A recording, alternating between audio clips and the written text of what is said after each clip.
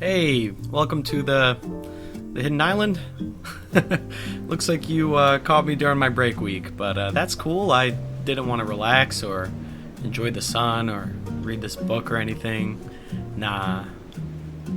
Well, since you're here, let's talk about pirates. But before we begin, if you enjoy our little chat today, please remember to like and subscribe. At this stage in the channel, every little bit of support matters that much more. I upload at my slowest every other week, and I always try to respond to all my comments since you guys are what keeps me motivated to make more content. Anyway, times like these are actually a great opportunity for me to talk about some of the quicker, more surface level topics, and thankfully, I already have something in mind. Today, folks, we'll be talking about what is, in my opinion, one of the most criminally underrated mysteries in the story of One Piece. But let's not waste any more time and get right into it. Recently, I've been talking a lot about the potential in the story regarding the giant race and the island of Elbaf. You're probably sick of hearing about these guys after my last two videos, but hang in there, I've been saving the best for last. In the beginning of the story, just as the crew is leaving Little Garden, they are saved from an island-eating goldfish by the two giants, Dory and Bragi. They unleash an incredibly impressive attack, one-shotting the goldfish and securing the Straw Hat's route to the next island. However, as the giants begin their attack, they say something that caught my eye upon a recent reread. Behold the mightiest spear of we giants of Elbaf. Only the great serpent soaked in blood can withstand our attacks. Great serpent soaked in blood, huh? What exactly are they referring to here? It's actually this line alone that inspired me to make this video. It's never been mentioned again in the series, and we haven't seen any actual creature that fits this description. Is it even a creature? Well, Oda loves to parallel real-world mythology, folktales, and religious stories with the lore of the One Piece world. He did this with Skypiea, the Ryugu Kingdom, Wano, and Marijoa, which I'll get to in a future video. Or even smaller references to Greek mythology like Zeus, Prometheus, Pandora, and so on. It's my educated guess that he's doing this with Elbaf as well. Let's look a bit deeper into their origins then. In this case, the Giants of One Piece seem to take a lot from Norse culture and mythology. The Giants of Elbaf are themed most notably after Vikings, and function as a warrior-based society. They even eat semla, which are a real food eaten before periods of fasting.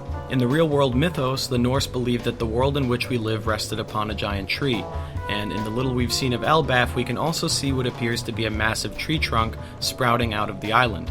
Their prince is even named Loki after one of the most popular Norse gods who, in the mythology, was a member of the Jotun, a race of giants.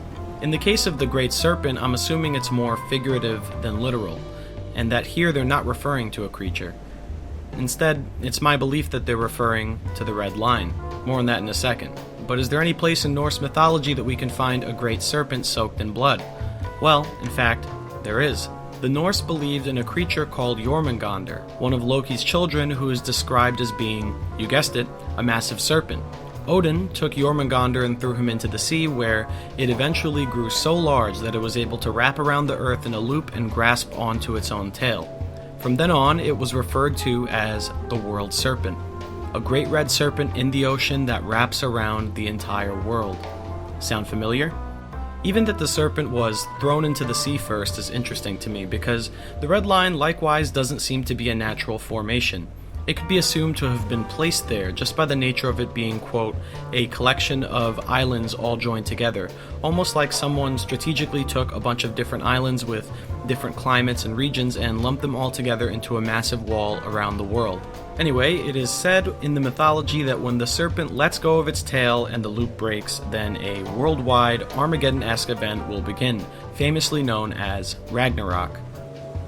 Ragnarok is described as a world-ending event where most of the earth will be cleansed through war, fire, and bloodshed, many gods will die, and the world will submerge in water.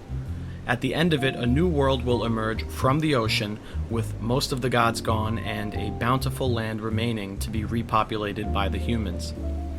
Let me quickly re-summarize this in the context of One Piece. A great serpent cast into the sea and wrapped around the world. A massive red wall, possibly built in the sea and also wrapped around the world. The Norse gods who sit at the top of the world in Asgard. The celestial dragons who sit at the top of the world in Marijoa. In both cases, there is a world submerged in water.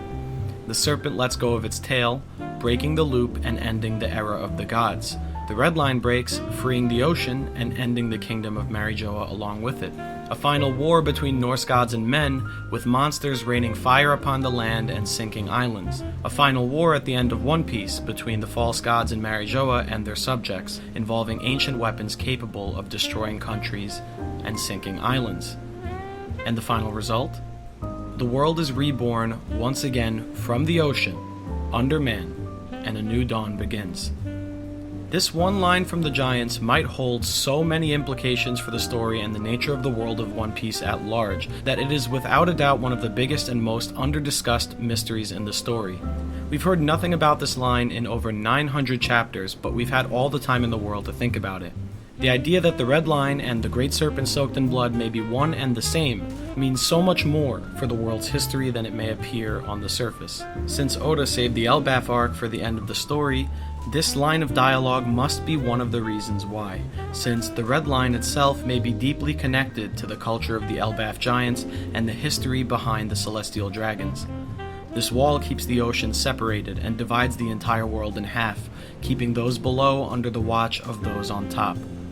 It is essential to the power structure of the world government and plays a major role in keeping pirates from finding the One Piece. And who better to know about this, to have this so deeply ingrained in their culture, than the Giants, who live for hundreds of years at a time. This one tiny line coming from the Giants may be a direct confirmation that the One Piece equivalent of the Jormungandr, the World Snake, the Great Serpent soaked in blood, is the Red Line. This serpent wrapped around the globe that, when it breaks, will herald a great war and the end of the gods.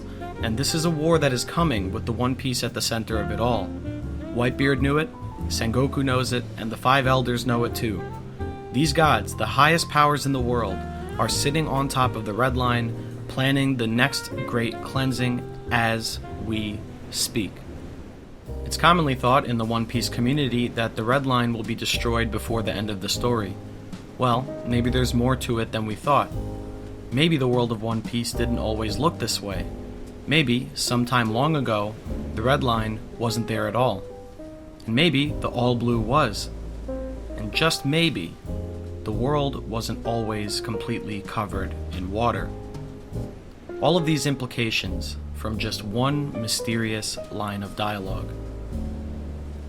For now, that closes out the last of my thoughts and theories on Elbaf along with its many questions and mysteries. I hope that this video got you thinking about it as well. Hope to see you again here next time for one of my shorter videos. Otherwise, I'll be seeing you back at the bar. Thanks for watching, everyone.